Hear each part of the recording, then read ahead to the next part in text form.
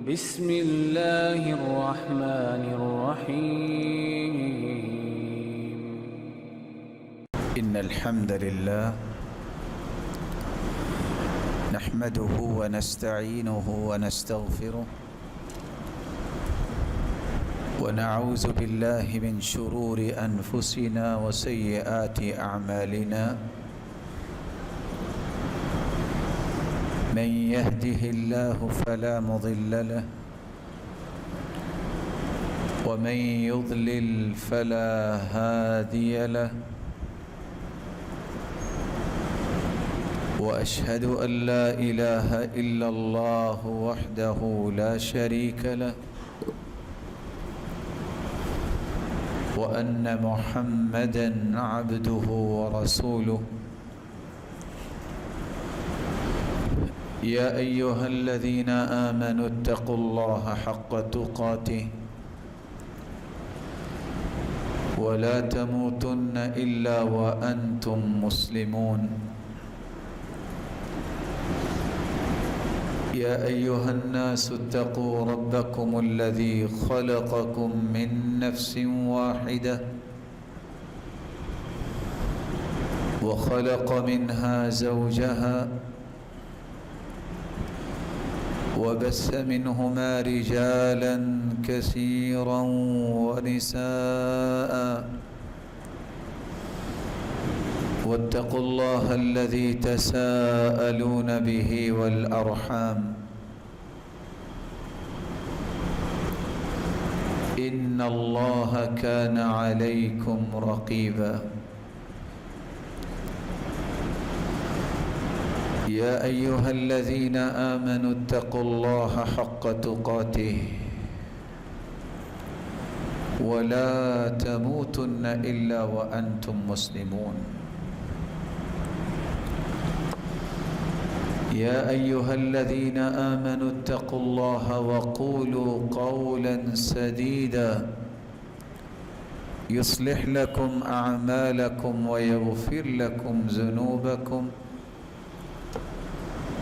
ومن يطع الله ورسوله فقد فاز فوزا عظيما. أما بعد فأعوذ بالله من الشيطان الرجيم. ولقد نعلم أنك يضيق صدرك بما يقولون فسبح بحمد ربك وكن من الساجدين واعبد ربك حتى يأتيك اليقين.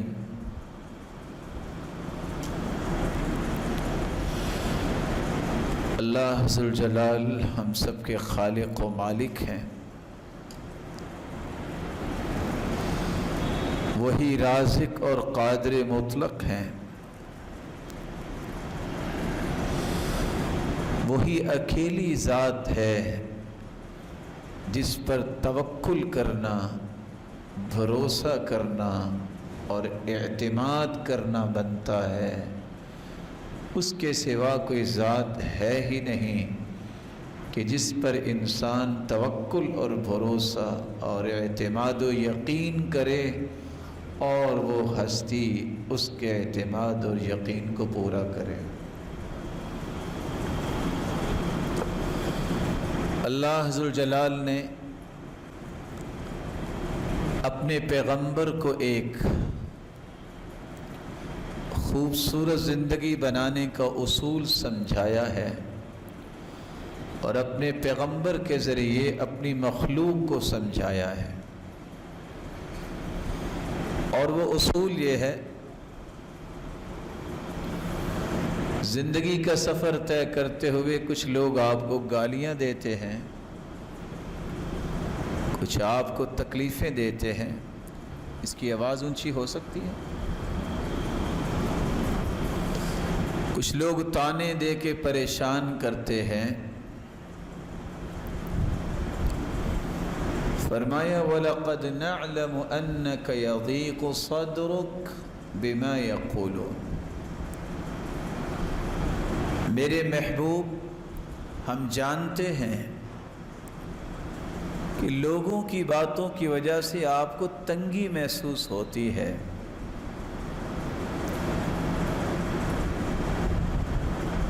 اس تنگی اور پریشانی کی وجہ سے اگر کوئی دکھ آپ کو پہنچتا ہے تو اس کو زائل کرنے کا طریقہ کیا ہے؟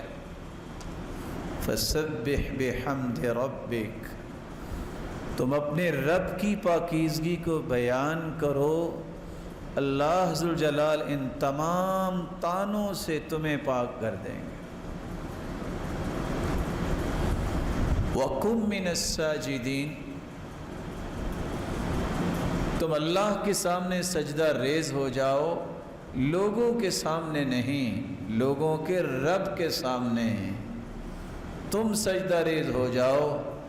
جتنے لوگ ہیں ان کے دلوں میں محبت تیرا رب تیری پیدا کر دے۔ وَاعْبُدْ رَبَّكَ حَتَّى يَأْتِيَكَ الْيَقِينُ، جب تک رب کی طرف سے بلاوا نہیں آ جاتا، آپ کو فوکس کرنا ہے کہ میں نے عبادت میں کمی نہیں آنے دینی۔ کتنا یہ خوبصورت علاج ہے اور کتنا آسان علاج ہے۔ جو زبان اللہ کی جتنی پاکیزگی بیان کرتی ہے، اس شخص کے متعلق اللہ ذوالجلال لوگوں کے ذہن اتنے ہی صاف کر دیتے ہیں۔ اور حدیث میں آتا ہے اقرب ما یکون العبد من ربہ وہو ساجد، سب سے قریب اللہ کے انسان اس وقت ہوتا ہے جب وہ سجدے میں ہوتا ہے۔ اس لیے جو انسان جتنے سجدے زیادہ کرتا ہے اتنا ہی اسے تقرب الہی نصیب ہوتا ہے۔ ایک ہے فرض نماز کے سجدے، ایک ہے سنت اور نوافل کے سجدے۔ کبھی اکیلا سجدہ بھی کرنا چاہیے رب کو راضی کرنے کے لیے، رب کی نعمتوں کو یاد کر کے۔ کسی خوشی کے ملنے پہ اللہ کے رسول کا طریقہ مبارک تھا، كان اذا اتاه امر يسر به خر ساجدا لله، آپ کو جب بھی خوشی ملتی آپ فوراً اللہ کے سامنے سجدہ ریز ہو جاتے۔ ابن حبیرہ بیان کرتے ہیں کہ وہ شخص جس کو 10 لاکھ حدیثیں یاد تھیں، جن کو عبداللہ ابن المبارک کہتے ہیں، مغرب کی نماز ایک دن پڑھ کے ذکر و اذکار سے فارغ ہوئے، سنتیں ادا کی اور بیٹھے بیٹھے رب کو یاد کرتے کرتے سجدے میں چلے گئے۔ وہ کہتے ہیں میں نے کہا ابھی سر اٹھائیں گے، ابھی سر اٹھائیں گے۔ جب عشاء کی اذان شروع ہوئی تو انہوں نے سجدے سے سر اٹھایا۔ جن لوگوں کو اللہ کے سامنے جھکنے میں لذت مل جاتی ہے، وہ دنیا کی کسی چیز میں وہ لذت موجود ہی نہیں۔ ایم اللہ کی قسم تجربہ کر کے دیکھ لیجئے، خاص طور پر سحری کے اوقات میں جب ہر شخص جو ہے وہ کوئی نیند میں ہے، کوئی اللہ کی عبادت میں ہے، لیکن آپ اپنے گھر میں اکیلے ہیں، اس وقت بچے بھی سو رہے ہیں، گھر والے بھی اگر سو رہے ہیں، آپ اس وقت جو سجدہ کرتے ہیں، جو قیام کرتے ہیں، جو رکوع کرتے ہیں، جس سے دل میں وہ لذت پیدا ہوتی ہے جو دنیا کے کسی بھی پکوان کے اندر آپ کو وہ لذت نصیب نہیں ہوگی۔ کوئی سوچ نہیں ہوتی ہے اس وقت، کوئی آواز اور شور نہیں ہوتا، ڈائریکٹ اللہ سے اس وقت ہم کلامی کا جو شرف ملتا ہے انسان کو، اس کی کیسی ہی لذتیں ہیں، اللہ سب کے نصیبے میں فرمائے۔ آج کے اس پرتشویش ماحول کے اندر جس طرح ہم نماز کی پابندی کرتے ہیں، عبادات میں سے ایک عبادت یہ بھی ہے جس کو دنیا بھول گئی، جس عبادت کو توکل کہتے ہیں، اللہ پر یقین کہتے ہیں، اللہ پر اعتماد کہتے ہیں، اللہ پہ بھروسہ کرنا کہتے ہیں، یہ بھی عبادت ہے۔ اس یقین کے ختم ہونے کی وجہ سے ہر شخص کو اس قدر خوف لاحق ہو گیا ہے، وہ یہی سمجھ بیٹھا ہے آج فلاں فوت ہوا ہے تو ظہر کے بعد میری باری آ جانی ہے۔ میرے پیارے بھائی، باری جب آنی ہے تو اللہ نے کسی سے مشورہ ہی نہیں کرنا، وہ تو لکھا ہوا ہے اللہ نے، لیکن یاد رکھنا اللہ نے جو لکھا ہے وہی نافذ ہوگا، وہاں میرا اور آپ کا کوئی بس چلنا ہی نہیں ہے۔ اس لیے اس ذات پہ یقین رکھنا، اس پر بھروسہ کرنا، اس پر اعتماد کرنا، اسے ہی قابل اعتماد ذات سمجھنا، یہ ایسی عبادت ہے یہ اللہ ہر ایک کو نصیب ہی نہیں کرتے، لیکن جس کے نصیبے میں ہو جائے اللہ ذوالجلال اسے دنیا میں کبھی گرنے نہیں دیتے۔ یقین کسے کہتے ہیں؟ والاعتقاد الجازم الثابت المطابق للواقع۔ اس قدر انسان کا پختہ مائنڈ بن جائے جس کو لغزش بھی کبھی نہ آئے، اور مائنڈ کیا بن جائے؟ نہیں، میرا رب جو فیصلہ کرے گا وہ ہوگا۔ اس بات پہ پختگی سے ڈٹ جائے، جم جائے، بڑی سے بڑی بات مصیبت پریشانی آ جائے وہ کہے نہیں یہ مصیبت ہے، میرا رب تو پوری کائنات کا خالق ہے، وہ سب سے بڑا ہے، اس کے سامنے اس کی حیثیت ہی کوئی نہیں۔ اور آپ کے علم میں ہونا چاہیے کہ وہ کتنا بڑا بادشاہ ہے، اس کی بادشاہت پہ میں صرف ایک جھلک پیش کرتا ہوں۔ اللہ کا جو یہ کائنات کا جو نظام، اس پہ ذرا نظر اٹھائیے آسمان کی طرف، نظریں ذلیل ہو کے تھک ہار کے نیچے آ جائیں گی، لیکن آسمان میں کوئی خلل نظر نہیں آتا۔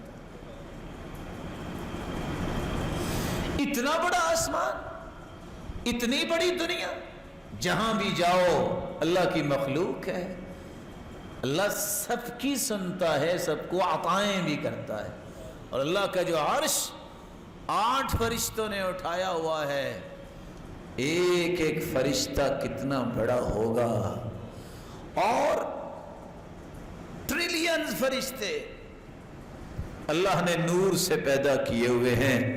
4 انگلیاں آسمانوں میں خالی نہیں، کہیں فرشتے رکوع میں ہیں، کہیں قیام میں ہیں، کہیں سجدے میں ہیں، اور 70,000 فرشتے روزانہ اس اللہ کے گھر کا طواف کرتے ہیں جو آسمانوں میں ہے، بیت المعمور۔ جس نے ایک مرتبہ طواف کیا ہے قیامت تک دوبارہ اس کی باری نہیں آئے گی۔ اور حدیث کے الفاظ ہیں جو حملۃ العرش ہیں، ایسے فرشتے جنہوں نے جنہوں نے اللہ کا عرش اٹھایا ہوا ہے، ان کے کندھے اور کان تک کا یہ فاصلہ مسیرۃ 700 عام، 700 سال تک اگر سفر کیا جائے، جتنا سفر بنتا ہے وہ اس فرشتے کے کندھے سے کان تک کا سفر ہے، جیسا کہ رسول اللہ صلی اللہ علیہ وسلم فرمانے۔ اگر یہ سفر اتنا ہے تو فرشتہ کتنا بڑا ہوگا۔ وسع کرسیہ السماوات والارض،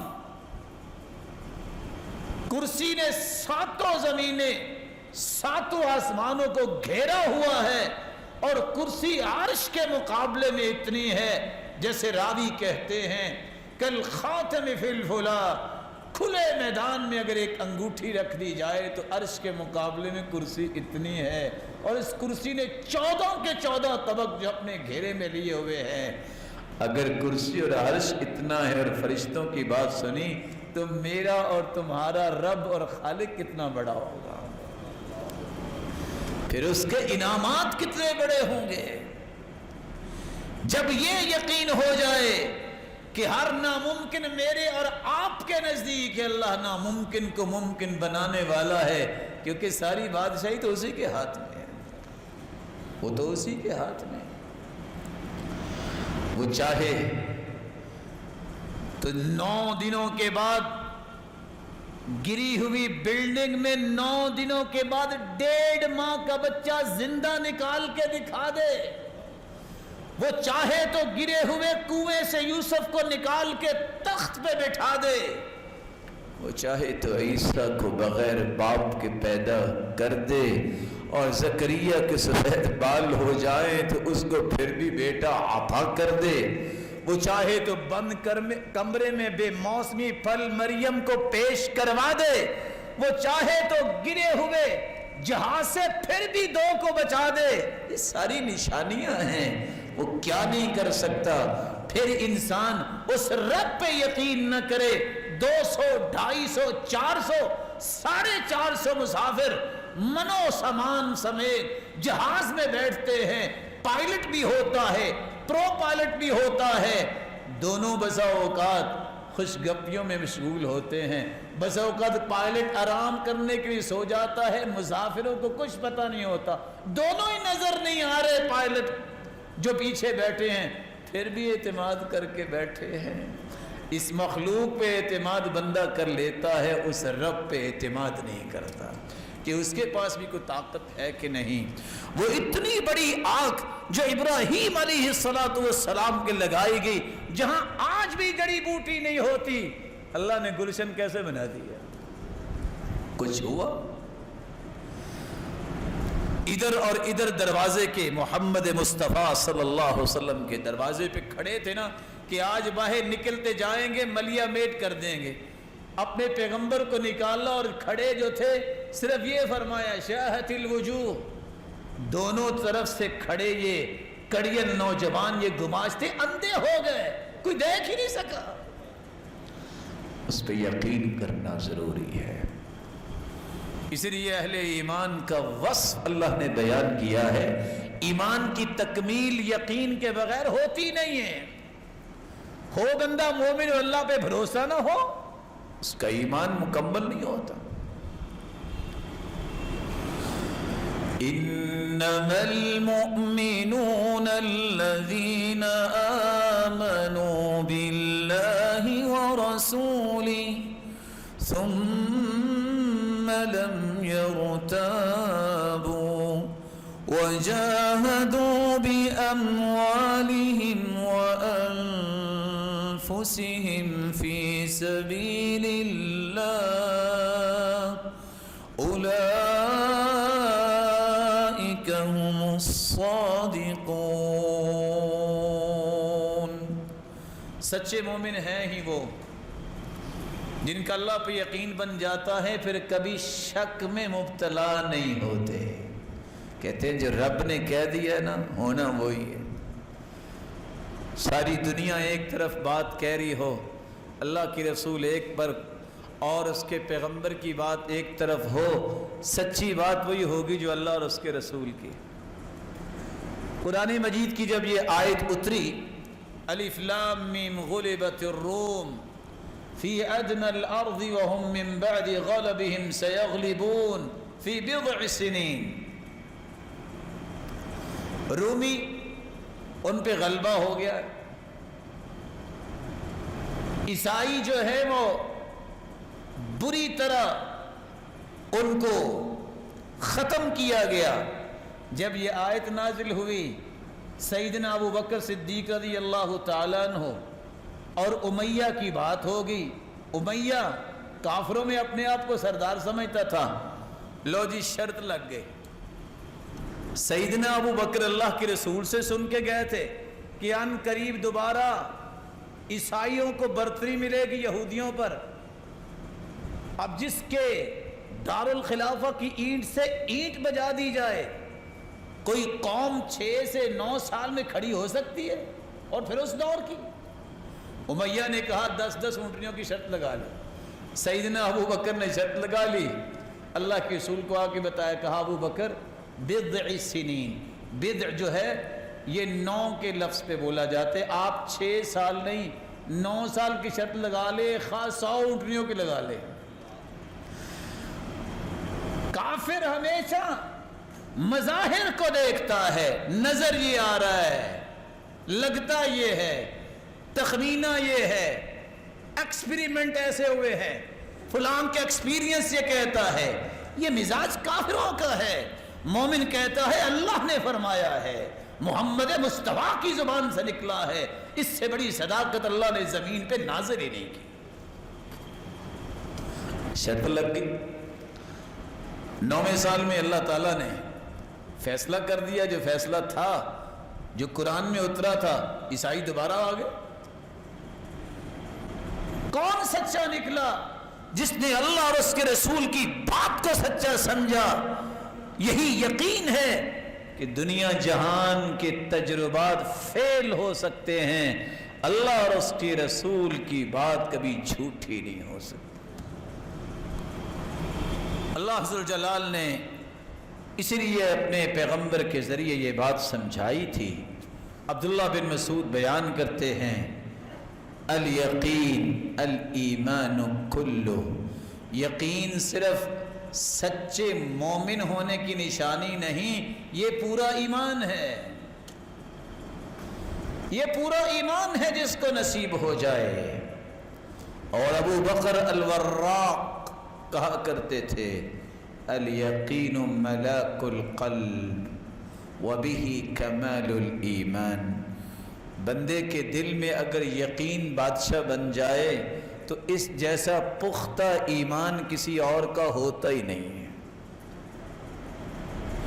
اس لیے تو اللہ تعالیٰ نے 3 درجے بیان کیے ہیں۔ زبان سے اگر اللہ رسول کو مانے، اس کو مسلمان کہتے ہیں، دل کی اتھا گہرائیوں میں یہ محبت چلی جائے، اسلام کی اس کو ایمان کہتے ہیں۔ اور سب سے خوبصورت ایمان اس کو احسان کہتے ہیں۔ ایکسیلنس کے درجے پہ جا کے عبادت کرنے والا، زندگی گزارنے والا، اس کو محسن کہتے ہیں، احسانی کیفیت۔ اور اللہ ذوالجلال فرماتے ہیں احسان کی کیفیت ان لوگوں میں پیدا ہوتی ہے جن کے اندر یقین آ جاتا ہے۔ هدى ورحمة للمحسنين الذين يقيمون الصلاة ويؤتون الزكاة وهم بالآخرة هم يوقنون۔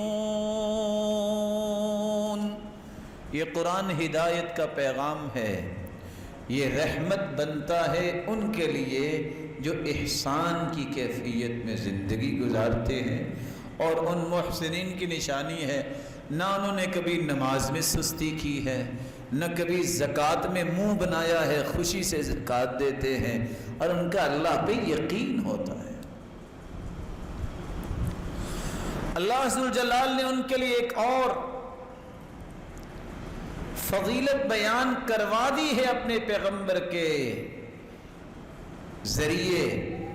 سیدنا ابو ہریرہ روایت کرتے ہیں، افضل الاعمال عند اللہ ایمان لا شک فیہ، سب سے افضل ایمان اس انسان کا ہے جس کے اندر یقین ہے، اسے کبھی شک نہیں آیا۔ اس سے بڑا ایمان اور افضل ایمان کسی کا ہے ہی نہیں۔ ذنون مصری اس لیے کہا کرتے تھے، جس کو یہ یقین نصیب ہو جاتا ہے اس کی لمبی خواہشیں ختم ہو جاتی ہیں۔ وہ کہتا ہے جب وقت آئے گا میرا رب فیصلہ کر دے گا، کیا اس وقت میرا رب نہیں ہوگا، میں پریشان ہو رہا ہوں۔ لمبی امید جب وہ ختم کرتا ہے تو انسان کو اللہ زاہد بنا دیتے ہیں. زہد آ جاتا ہے تو اللہ اس کی زبان پہ حکمت و دانائی کو جاری کر دیتے ہیں. حکمت و دانائی جب آ جاتی ہے تو اس کی آخرت پہ نظر ہوتی ہے، نتائج پہ نظر ہوتی ہے، اس کے اعمال خود بخود درست ہو جاتے ہیں. رسول اللہ صلی اللہ علیہ وآلہ وسلم پر قرآن نازل ہوا. آج دنیا میں وہی لوگ ایمان میں لیڈر ہے. ایمانی لیڈرشپ نصیب ہی ان کو ہوتی ہے جن کے اندر دو وصف آتے ہیں، برداشت اور یقین. جس بندے کے اندر برداشت کا مادہ نہیں ہے اور اللہ کی ذات پہ یقین نہیں ہے، وہ کبھی لیڈر نہیں بن سکتا. اور اسی بات کو قرآن نے بیان کیا ہے، وَجَعَلْنَا مِنْهُمْ أَئِمَّةً يَهْدُونَ بِأَمْرِنَا لَمَّا صَبَرُوا وَكَانُوا بِآيَاتِنَا يُوقِنُونَ.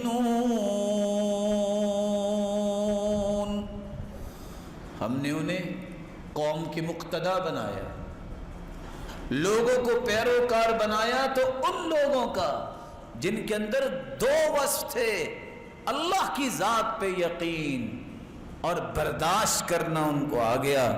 اللہ نے انہیں لیڈرشپ کے لیے چن لیا. عبداللہ ابن عامر ابن عاص رضی اللہ تعالی عنہ سے روایت ہے، جامع الترمذی کی روایت ہے 3479. دعا جلدی قبول ہوتی اس کی ہے جس کو جتنا یقین زیادہ ہے اتنی جلدی قبول ہوتی. ہم جیسے بادشاہ لوگ بیچارے سوچتے رہ جاتے ہیں پتہ نہیں قبول ہوگی کہ نہیں ہوگی. جب اللہ پہ اعتماد ہی اتنا کو ہے تو قبول کیسے ہوگی؟ ادعوا اللہ وانتم موقنون بالاجابہ. اللہ سے دعا ایسے کرو کہ یہ قبول ہوگی، یقین کر کے کرو کہ یہ قبول ہوگی، ضائع نہیں ہوگی. اللہ قبول کر لیتے ہیں. یعنی کیسے وہ دعا کرتے تھے لوگ جن کی فوراً قبول ہو جاتی؟ یقین تھا.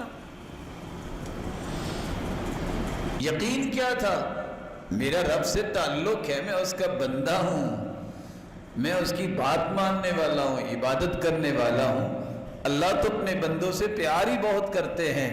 ایک مرتبہ اللہ کے سامنے باوضو ہو کے بیٹھ کے ہاتھ اٹھا کے تو دیکھو، اللہ کبھی ہاتھوں کو خالی واپس لوٹاتا ہی نہیں ہے. یہ وعدہ ہے اس کا. کچھ لوگ کہتے ہیں نہیں فلاں کی تو اللہ موڑتا نہیں اور ہماری سنتا نہیں ہے. یہ سب شیطان کے بس سے ہے انسان کے دل میں. اللہ کسی کی بھی نہیں موڑتا. یہ اللہ کا وعدہ ہے. بات سمجھانے کے لیے برا کوئی شیطان سے بھی برا ہے؟ کوئی ہے دنیا میں شیطان سے بھی برا؟ کوئی بندہ نہیں. اللہ نے تو شیطان کی بھی نہیں موڑی. شیطان نے کہا تھا نا ربی انظرنی الی یوم یبعثون، اللہ جنت سے تو محروم کر دیا، قیامت تک مجھے مہلت دے دے. اللہ نے مہلت دے دی، اس کی بھی سن لی ہے. تو شیطان سے بھی کوئی برا ہے؟ اگر شیطان کی اللہ نے نہیں موڑی تو میرے بھائی جو رحمان کے سامنے سجدہ ریز ہونے والا ہے، اللہ اس کو کیسے موڑے گا؟ اس پہ یقین کیجئے، اس یقین کو ختم نہ کیجئے. اللہ عز و جلال کے پیارے پیغمبر نے فرمایا، سیدنا معاذ روایت کرتے ہیں، سلسلہ صحیحہ کی روایت ہے 2278، ما من نفس تموت وهي تشهد ان لا اله الا الله یرجع ذلك الى قلب موقن. جو بندہ یقین کے ساتھ مرتے وقت یہ پڑھ لیتا ہے لا الہ الا اللہ، یقین کے ساتھ، یہ یقین اسے فائدہ کیا دے گا؟ ادھر آنکھیں بند ہوگی، سارے گناہ بھی معاف اور جنتی مہمان بن جائے گا.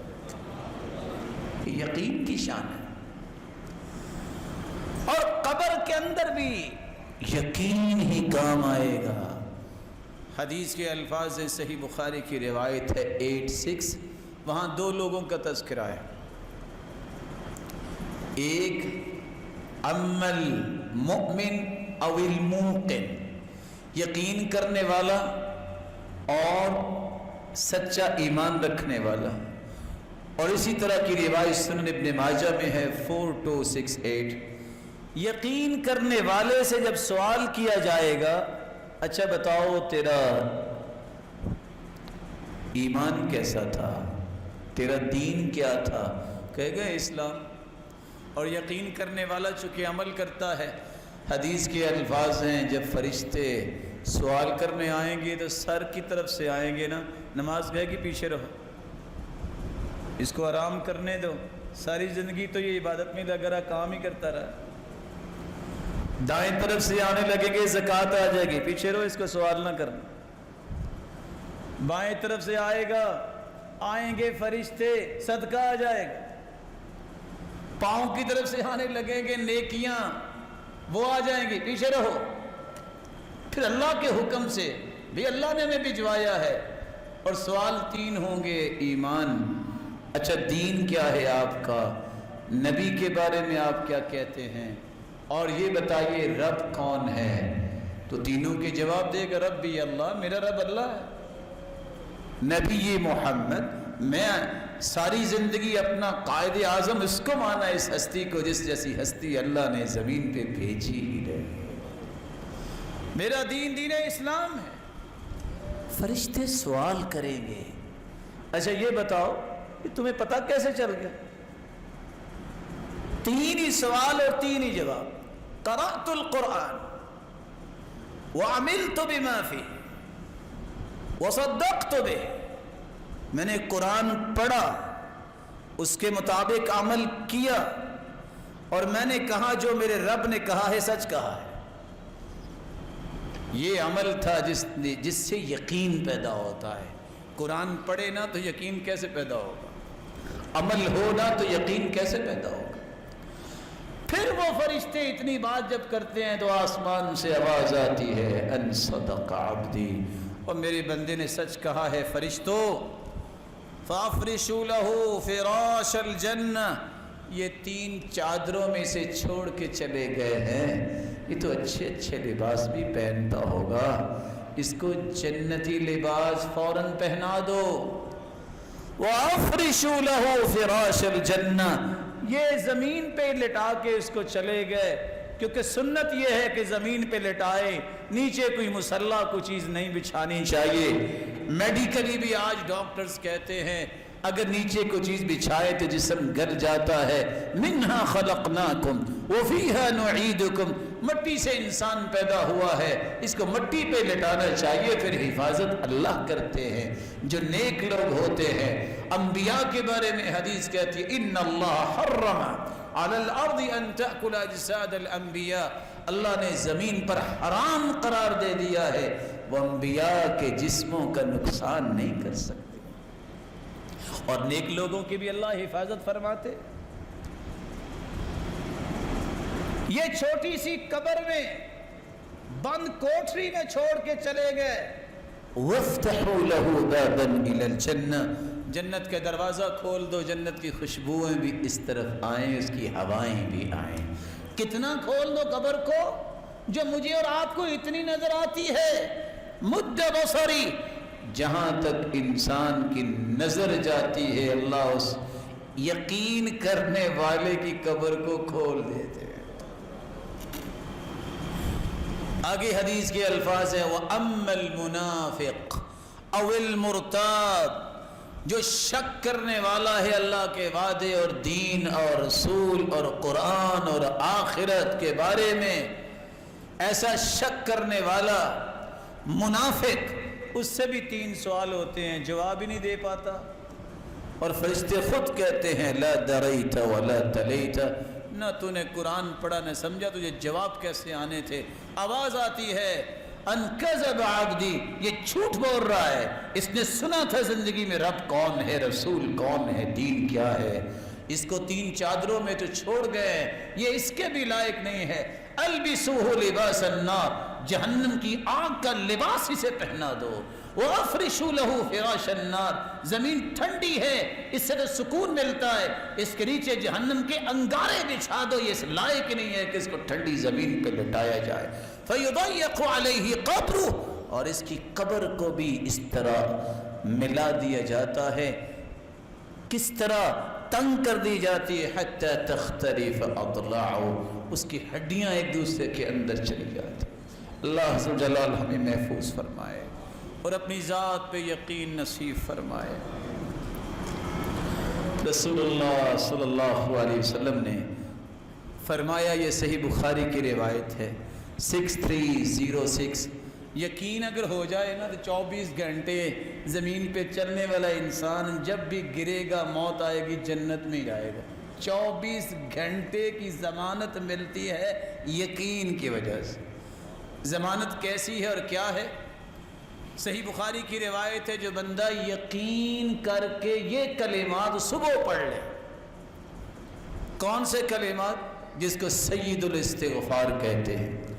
اللہم انت ربی لا الہ الا انت خلقتنی وانا عبدک وانا علی عہدک ووعدک ما استطعت اعوذ بک من شر ما صنعت ابوء لک بنعمتک علی وابوء بذنبی فاغفر لی فإنہ لا یغفر الذنوب الا انت۔ اتنے کلمات یقین کر کے کوئی پڑھ لے صبح، فمات قبل ان یمسی، شام ہونے سے پہلے پہلے موت آ جائے، وہو من اہل الجنہ، یہ جنتی ہوگا۔ شام کو پڑھ لے، فمات قبل ان یصبح، صبح ہونے سے پہلے فوت ہو جائے، فہو من اہل الجنہ، یہ جنتی ہے۔ صحیح بخاری سے بڑھ کے قرآن مجید کے بعد کوئی اوتھینٹک کتاب دنیا میں آج تک نہیں آئی۔ اصح الکتب بعد کتاب اللہ العزیز، قرآن کے بعد صحیح بخاری سے بڑھ کے کوئی کتاب صحیح نہیں۔ صحیح بخاری کی یہ روایت بتاتی ہے میں اور آپ 24 گھنٹے جنت کی ضمانت لے سکتے ہیں، گنتی کے 2 منٹ صبح اور 2 منٹ شام یہ دعا پڑھ لے تو آپ اللہ کی رحمت پہ یقین کیجئے، وہ آپ کو جنت کی ضمانت میں ہی رکھے۔ یقین، اس کی نشانی کیا ہے؟ کیسے پتہ چلے گا کہ یقین آ گیا ہے؟ قلت مخالطۃ الناس فی العشرہ، فیروز آبادی کہتے ہیں جس کو اللہ پہ یقین ہو جاتا ہے وہ پھر لوگوں کے ساتھ مخالطت کثرت سے نہیں کرتا کہ یہ بیلی بنے گا تو میرا کام ہوگا، اس سے تعلق بنے گا تو کام ہوگا، کہتا ہے کام اس نے کرنا ہے، اس کو پھر اس کی ہی پرواہ رہتی ہے، کسی کی پرواہ نہیں رہتی۔ دوسری نشانی ترک المدح لهم فی العطیہ، اللہ ہی اس لوگوں کے دلوں میں ڈالتے ہیں، اگر لوگ اسے کچھ دے بھی دیتے ہیں وہ ان کی تعریف کرنے سے پہلے اس کی تعریف کرتا ہے۔ دلوایا تو اس نے دلوایا، کون جانتا تھا؟ تیسری نشانی التنزہ عن ذمہم عند المنع، اگر دنیا کے اندر کوئی اسے اچھا سلوک نہیں کرتا تو ان کی مذمت نہیں کرتا، کہتے اللہ کو منظور نہیں ہوگا، اس کی کیا ہے، اس کو میں نے کچھ نہیں کہنا، معاف کر دیتا۔ چوتھی نشانی ہر چیز میں، ہر کام میں اور ہر حال میں اور ہر وقت وہ اپنی تمام تمناؤں اور دعاؤں کا رخ کس طرف کرتا ہے؟ اللہ کی طرف۔ یہ یقین کی نشانی ہے۔ اللہ ہم سب کے اندر یہ نشانیاں پیدا فرمائے۔ کون سے لوگ ہیں جو کہہ سکتے ہیں کہ میرے اندر یقین ہے؟ ان کے کچھ اوصاف بیان کیے گئے ہیں۔ پہلا وصف یہ ہے کہ یقین کرنے والوں کا اللہ ذوالجلال کی قضاء و قدر پر ایمان ہوتا ہے۔ قضاء و قدر کا مطلب اللہ کے فیصلوں پر، اللہ کے اندازوں پر ایمان ہوتا ہے۔ یہ یقین کرنے والوں کی پہلی صفت ہے۔ فیصلہ ہوا، بیماری آئی اور بغیر بیماری کے بھی فوت ہو گیا، یقین کرنے والے کیا کہتے ہیں؟ یہ اللہ کا فیصلہ ہے۔ 1,24,000 پیغمبر بھی اللہ کے پاس چلے گئے، 1,44,000 صحابہ بھی اللہ کے پاس چلے گئے اور اپنے وقت پہ گئے۔ اگر کسی کو اللہ بلا لیتا ہے یہ اس کا فیصلہ ہے، اور اگر یہ کہے ابھی تو چھوٹے بچے ہیں کیا بنے گا، یہ یقین والوں کی باتیں نہیں ہیں۔ چھوٹے بچے جو ہیں ان کو کون پالتا ہے؟ تجھے کس نے پالا ہے؟ یاد کرو تمہیں کس نے پالا ہے؟ وہ تو اتنا محبت کرنے والا ہے۔ یہ میری اور آپ کی سوچ ہے کہ کیا بنے گا۔ اللہ ذو الجلال کا نیک بندہ وَكَانَ أَبُوهُمَا صَالِحًا، نیک آدمی جب فوت ہو گیا، خزانہ دیوار کے نیچے چھپایا تھا، دیوار گر گئی، 2 یتیم بچے تھے۔ حفاظت کون کرنے والا ہے؟ اللہ نے 2 پیغمبروں کی ڈیوٹی لگائی کہ جاؤ جا کے دیوار بناؤ، میرے نیک بندے کی اولاد کا فیوچر کہیں ضائع نہ ہو جائے۔ نبیوں کو لگا دیا، لیکن یقین شرط، یقین شرط۔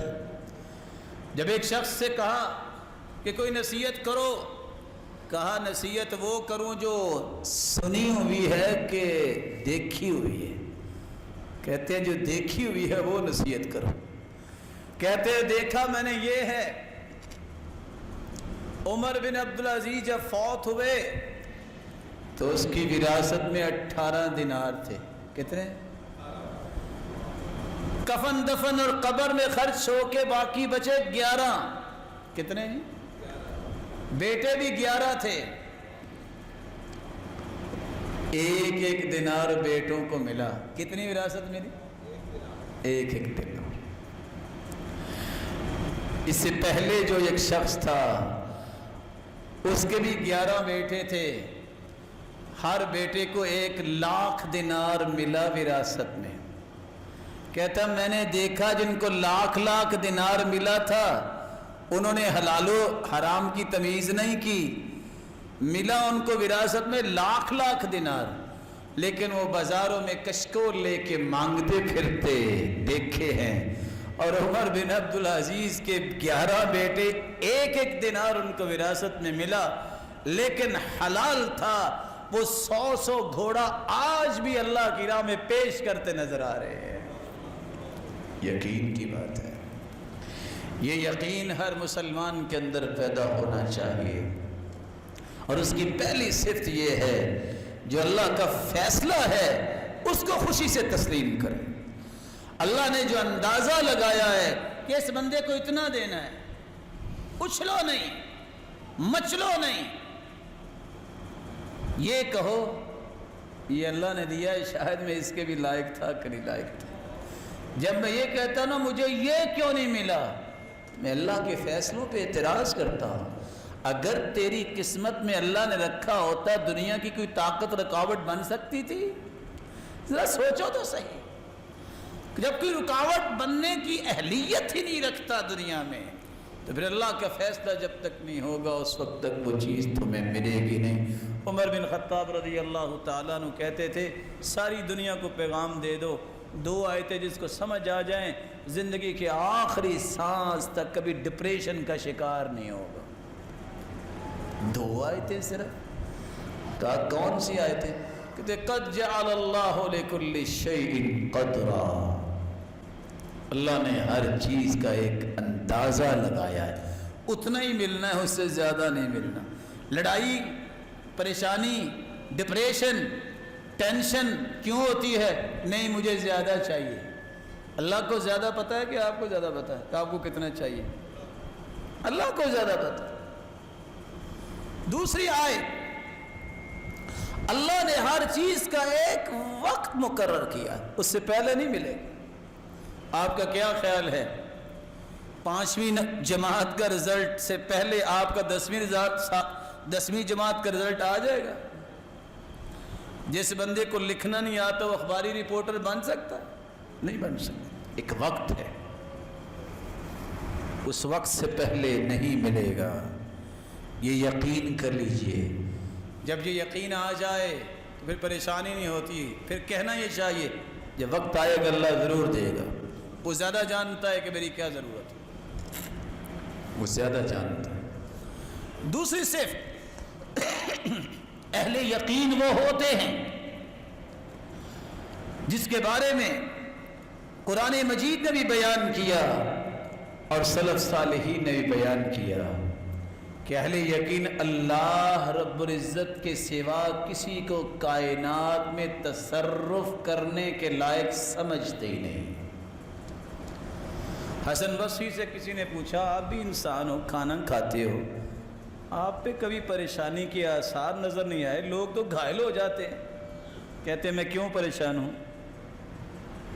علمت بأن رزقی لن یأخذہ غیری فاطمئن قلبی لہ، مجھے تو یقین ہے شاید لوگوں کو نہیں ہوگا، جو میرا رزق ہے وہ میں نہیں کھانا ہے، دنیا کی کوئی طاقت ایک لقمہ مجھ سے نہیں چھین سکتی، میں مطمئن رہتا ہوں، کیوں پریشان ہوں؟ میرے رب نے لکھا ہے، میرے رب نے مجھے دینا ہے، ایک لقمہ بھی کوئی نہیں لے سکے گا۔ وعلمت بأن عملی لن یقوم به غیری فاشتغلت بہ، جو میرا کام ہے وہ میں نہیں کرنا ہے، اس لیے میں کبھی پریشان نہیں ہوتا، اپنے کام پہ لگا رہتا ہوں، لوگوں پہ میں توجہ نہیں رکھتا لوگ کیا کر رہے ہیں، ان کے اعمال ان کے ساتھ، میں اپنی ذمہ داریوں کو پورا کرتا ہوں، عبادت کو، دیگر جو شرعی احکام ہے میں ان کو پورا کرنے میں لگا رہتا ہوں۔ یہ یقین جب تک نہ ہو کہ اللہ نے جو فیصلہ کرنا ہے وہ ہوگا، کسی اور کا فیصلہ نافذ نہیں ہوگا، نہ اس وقت تک یقین بنتا ہے، نہ اس وقت تک انسان کا ایمان مکمل ہوتا ہے۔ تیسری صفت، یقین کرنے والوں کی تیسری صفت یہ ہے کہ اللہ نے جو فیصلے کر رکھے ہیں، کائنات کو بنانے سے 50,000 سال پہلے اللہ نے تقدیریں لکھ دی ہیں، ویسے ہی ہونا ہے۔ اس پر ایمان جب تک نہیں ہے، یہ مجھے اور آپ کو بسا اوقات اچھا فیصلہ لگتا ہے، کبھی نہیں لگتا، یہ ہماری عقل کا قصور ہے، اللہ کا ہر فیصلہ اچھا ہی ہوتا ہے، میرے رب کا ہر فیصلہ درست ہی ہوتا ہے۔ جب تک وہ ان فیصلوں پہ یقین کر کے اللہ کے فیصلوں کو مقدم نہیں کرتا، اس کا ایمان پختہ ہی نہیں ہوتا۔ چوتھی صفت یقین کرنے والوں کی یہ ہے کہ وہ نفع نقصان کا مالک اس کو سمجھتا ہے۔ کس کو سمجھتا ہے؟ نفع کون دیتا ہے؟ نقصان بھی ہو تو اس نقصان کو بھی پورا کرنے والا کون ہے؟ اللہ ہے۔ رسول اللہ صلی اللہ علیہ وسلم پر قرآن نازل ہوا، وَإِن يَمْسَسْكَ اللَّهُ بِضُرٍّ فَلَا كَاشِفَ لَهُ إِلَّا هُوَ، اگر پوری کائنات کو جمع کیا جائے تو کیا محمد مصطفیٰ کا مقابلہ ہو سکتا ہے؟ جب سے کائنات بنی، آدم سے لے کے قیامت تک آنے والی انسانیت جمع ہو جائے تو محمد مصطفیٰ کی عظمت کو کوئی نہیں پہنچ سکتا۔ اللہ فرماتے ہیں میرے محبوب آپ کو بھی اگر تکلیف آئے تو اس کو دور کرنے والا کون ہے؟ وہ اللہ کی ذات۔ اللہ ذو الجلال یہ چاروں وصف ہمیں نصیب فرمائے، لیکن ان چاروں وصفوں کے ساتھ راز کی بات بتا کے میں بات کو ختم کیے دیتا ہوں۔ 4 باتوں پہ یقین کر لے، دل سے خوف ویسے ہی ختم ہو جائے۔ یہ جو ہم کہتے ہیں نا بس موت آئے کہ نہیں آئی، نہ جانے کب آنی ہے، ہم سوچتے ہیں میں بیمار ہوں گا، اچانک لوگ ہاسپٹل لے کے جائیں گے، پھر ڈاکٹر کہیں گے کہ گھر لے جو اس کو جواب ہو گیا، پھر موت آئے گی۔ اچھا تو چلتے چلتے اللہ روح نہیں کھینچ سکتے؟ بولتے بولتے انسان کی زبان اللہ بند نہیں کر سکتے؟ یہ تخمینے اور یہ باتیں کہاں سے سوچتے ہیں آپ؟ 4 باتوں پہ یقین کر لیجئے۔ سب سے پہلی بات میرے بھائی، انہو لن تموت نفس حتی تستکمل رزقہا، صحیح الترغیب کی روایت 1702، جو لقمہ، جو پانی کا قطرہ میں اور آپ لکھوا کے آئے ہیں، ہماری پیدائش کے 5 ماہ پہلے یہ سب کچھ طے کر دیا گیا تھا، جب تک ہر جان اپنے خوراک کا آخری لقمہ اور آخری قطرہ کھا پی نہیں لے گی، اس کو موت نہیں آئے گی۔ یہ کون کہہ رہے ہیں؟ جس سے سچی زبان اللہ نے کسی کو عطا نہیں کی۔ دوسرا یقین کر لیجئے، جو وقت طے ہے نا، کبھی اس سے 1 سیکنڈ پہلے آپ کو موت نہیں آئے گی۔ فَإِذَا جَاءَ أَجَلُهُمْ فَلَا يَسْتَأْخِرُونَ سَاعَةً وَلَا يَسْتَقْدِمُونَ، ایک پل بھی پہلے آپ کو موت نہیں آئے گی، وقت مقرر پہ آئے گی۔ تیسرا یقین، اللہ ذوالجلال نے جگہ بھی مقرر کی ہے، اس کو کہاں موت آنی ہے، جگہ بھی مقرر ہے، اس کو کہاں موت آنی ہے۔ ساری زندگی خالد بن ولید میدانوں میں رہے اور وہ کہتے ہیں، خالد بن ولید، وَمَا فِي جَسَدِي شِبْرٌ إِلَّا وَفِيهِ ضَرْبَةٌ بِسَيْفٍ أَوْ رَمْيَةٌ بِسَهْمٍ، ایک بلشت اتنی جگہ بھی میرے جسم میں خالی نہیں جہاں تلوار اور تیر کا نشان نہ ہو۔ ساری زندگی لڑائیاں کی ہیں دین کو بلند کرنے کے لیے۔ خالد بن ولید نے شہادت مانگتے رہے ہیں، موت ان کے آگے آگے رہی ہے، یہ پیچھے پیچھے رہے ہیں، لیکن موت آئی بھی ہے تو کہاں 4 پہی پہ گھر لیٹے ہو گئے۔ اور ساتھ وہ کہا کرتے تھے، جاؤ میرا پیغام دے دو، وَلَا نَامَتْ عُيُونُ الْجُبَنَا، اور بزدلوں کو نیند نہیں آتی، ان کو میرا پیغام پہنچا دو۔ میں نے ساری زندگی اللہ کے دین کی بلندی کے لڑائیاں کی ہے، آج گھر لیٹے مجھے موت آ رہی ہے۔ من طلب الشہادة بالصدق بلغه اللہ ایاها وإن مات على فراشی، جو سچے دل سے شہادت مانگتا ہے اللہ اسے عطا کر دیتے ہیں، خواہ وہ اپنے گھر میں 4 پہی پہ فوت ہو۔ تو جو جگہ ہے وہ طے ہے۔ حدیث میں آتا ہے اللہ ذوالجلال نے جہاں اس کو موت دینی ہوتی ہے وہاں اس کی کوئی ضرورت رکھ دیتے ہیں۔ پھر سبب بھی طے ہے،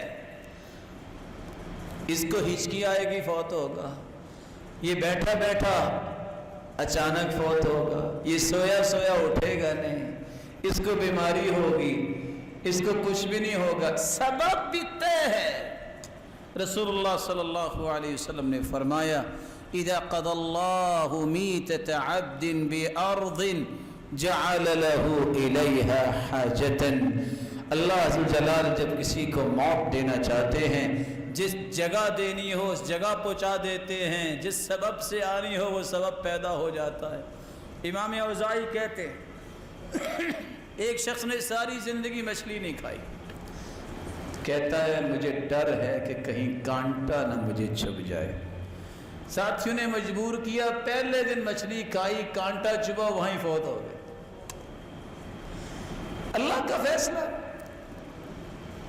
تعجب کی بات ہے کس طرح 43 سال تک حج کے لیے پیسہ جمع کرنے والی انڈین عورت جب وہاں پہنچی ہے خوشی میں آ کے سجدے میں چلے گئی کہ اللہ نے حج کے لیے بلا لیا ہے، اور سجدے میں پڑی، فوت ہوگی اور اٹھی نہیں۔